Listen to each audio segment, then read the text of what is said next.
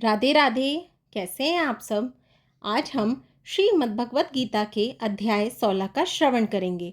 श्री नारायण भगवान की जय, लक्ष्मी मैया की जय, श्रीमद् भगवत गीता माता की जय। अथ षोडशो अध्याय। श्री भगवानोवाच।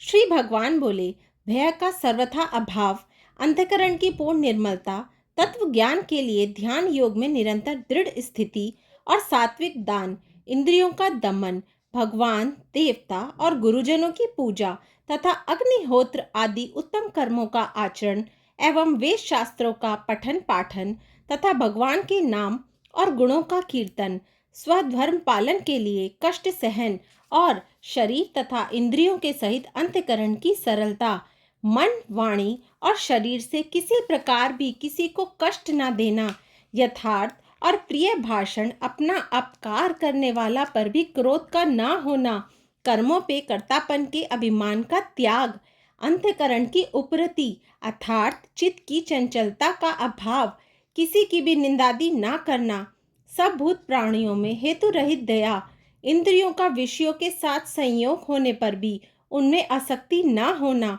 कोमलता, लोक और शास्त्र के विरुद्ध आचरण में लज्जा और व्यर्थ चेष्टाओं का अभाव, तेज, क्षमा, धैर्य, बाहर की शुद्धि एवं किसी में भी शत्रु भाव का न होना और अपने में पूज्यता के अभिमान का अभाव, यह सब तो हे अर्जुन देवी संपदा को लेकर उत्पन्न हुए पुरुष के लक्षण है। हे पार्थ, दंभ, घमंड और अभिमान तथा क्रोध, कठोरता और अज्ञान भी, यह सब आसुरी संपदा को लेकर उत्पन्न हुए पुरुष के लक्षण हैं।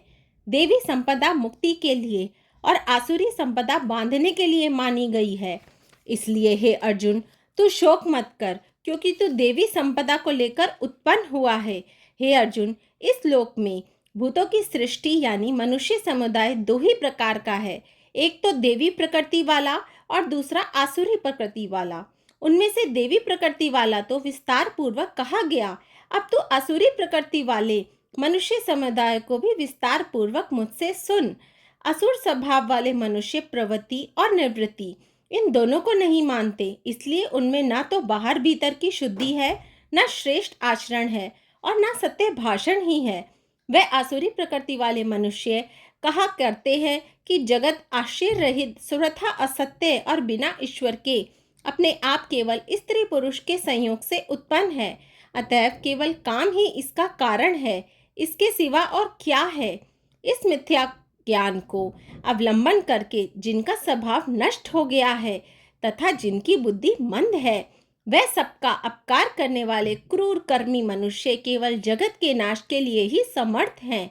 वह दंभ, मान और मद से युक्त मनुष्य किसी प्रकार भी पूर्ण ना होने वाली कामनाओं का आश्रय लेकर अज्ञान से मिथ्या सिद्धांतों को ग्रहण करके भ्रष्ट आचरण को धारण करके संसार में विचरते हैं तथा वे मृत्यु उपरांत रहने वाली असंख्य चिंताओं का आश्रय लेने वाले, विषय भोगों के भोगने में तत्पर रहने वाले, इतना ही सुख है इस प्रकार मानने वाले होते हैं। वे आशा की सैकड़ों फांसियों से बंधे हुए मनुष्य काम क्रोध के परायण होकर विषय भोगों के लिए अन्याय पूर्वक धनादि पदार्थों का संग्रह करने की चेष्टा करते हैं।